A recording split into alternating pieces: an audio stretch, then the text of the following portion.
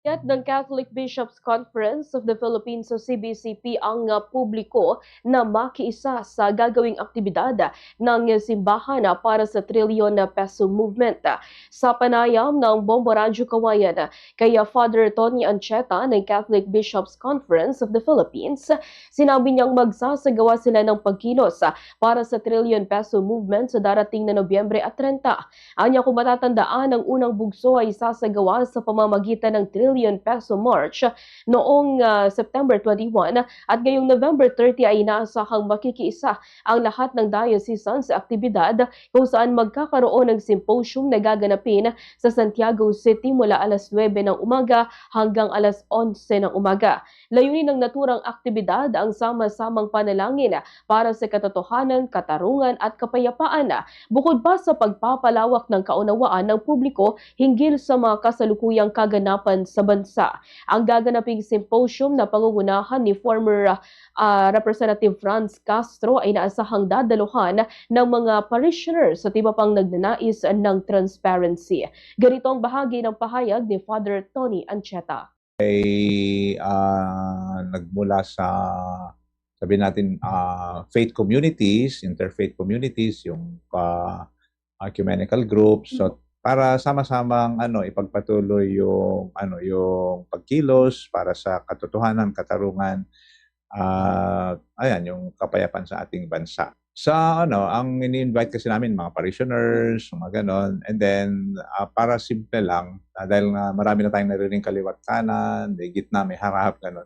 So parang gusto namin magkaroon ng may pagdudugtong-dugtungin. So kaya simple lang siya, may mag-input si former congresswoman, and then meron ding Samantala, inihayag ni former ACT Teachers Party List Representative Franz Castro, miyembro ng Makabayan Bloc at ng Tama na o Taong Bayan ayaw sa mga magnanakaw at abusado na binubuo ito ng mga progresibong grupong may iisang hangarin at ang itaguyod ang pananagutan. Ayon sa kanya, ang korupsyong nagaganap ngayon ay systematic, kaya hinihikayat niya ang publiko na huwag matakot, manindigan at magsiwalat ng katotohanan. Dagdag pa niya, ang symposium na gaganapin sa Santiago City ay isa sa mga paraan upang mamulat ang publiko. Kung matatandaan, noong 2022 ay pinangunahan ng Makabayan Bloc ang pagsiwalat sa umunay anomalya sa confidential fund, isang patunay ng kanilang masidhing pagtutol sa maling paggamit ng pondo.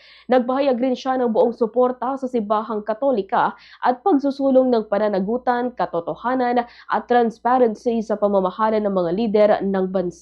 Ganito ang bahagi ng pahayag ni former Representative Franz Castro. Ako nung mga miyembro natin ng kasimbahanan, ng iba't ibang sekta ng simbahan, para magbigay sa kanila ng konting konting nalalaman natin update, update sa ating mga kababayan dito sa Santiago City. At alam ko naman magiging through this Bombo Radyo na malalaman nila na dahil malawak ito, ang pagtutuunan natin ng pansin kung yung ano ba itong nangyayaring corruption na ito, ano ba yung pwedeng magawa ng tao, para talagang maiwasan natin itong korupsyon. Huwag tayong magsawa na mamuna, at huwag tayong magsawa na isiwalat ang katotohanan, dahil ito yung magbabago ng sistema.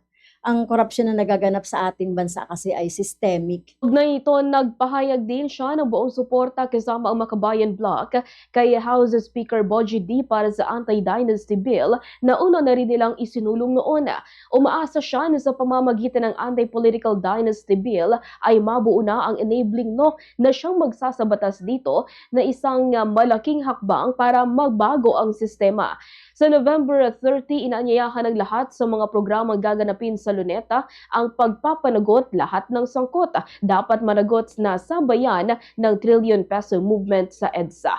Ganito pang karagdagang pahayag ni former Representative Franz Castro. Namin sa Makabayan yung pagpa-file ng anti-dynasty bill, at balita ko din ang ating speaker, ating speaker sa ngayon, si Speaker Bogie D ay nag-file din ng kanyang bill laban sa political dynasty. So sinusuportahan po natin ito dahil 80%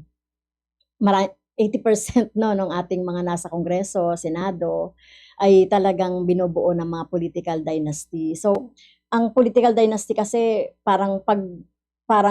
nagiging undemocratic na hindi nabibigyan ng pagkakataon, lalong-lalo na yung mga ibang gustong tumakbo sa halalan dahil dito sa political dynasty ay nakukopo na nila no yung mga posisyon sa gobyerno. Sana may mabago at magkaroon na ng enabling law